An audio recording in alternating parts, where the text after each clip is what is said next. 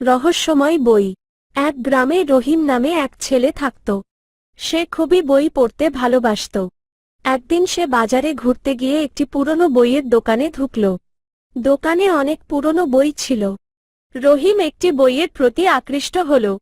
বইটির ছিল কালো চামড়ার এবং এতে সোনালী অক্ষরে লেখা ছিল, রহস্যময় বই। রহিম বইটি কিনে ঘরে নিয়ে এল। সে রাতে ঘুমাতে যাওয়ার আগে বইটি পড়তে শুরু করল। বইটিতে অনেক অদ্ভুত জিনিস লেখা ছিল।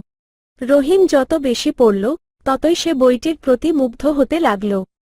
পরের দিন সকালে রহিম ঘুম থেকে উঠে দেখল যে সে তার বিছানায় নেই। সে এক অদ্ভুত জায়গায় দাঁড়িয়ে আছে।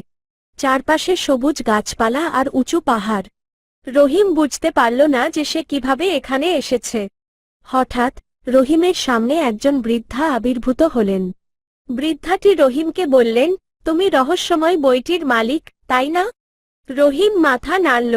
বৃদ্ধাটি বললেন, এই বইটি একটি জাদুর বই। এটি তোমাকে যেকোনো জায়গায় নিয়ে যেতে পারে। রহিম অবাক হয়ে গেল। সে জিজ্ঞেস করল, কিন্তু আমি কিভাবে ঘরে ফিরে যেতে পারব? বৃদ্ধাটি বললেন, তুমি যদি বইটি বন্ধ করে দাও, তাহলে তুমি ঘরে ফিরে যেতে পারবে। রহিম বইটি বন্ধ করে দিল এবং মুহূর্তের মধ্যে সে তার বিছানায় ফিরে এল।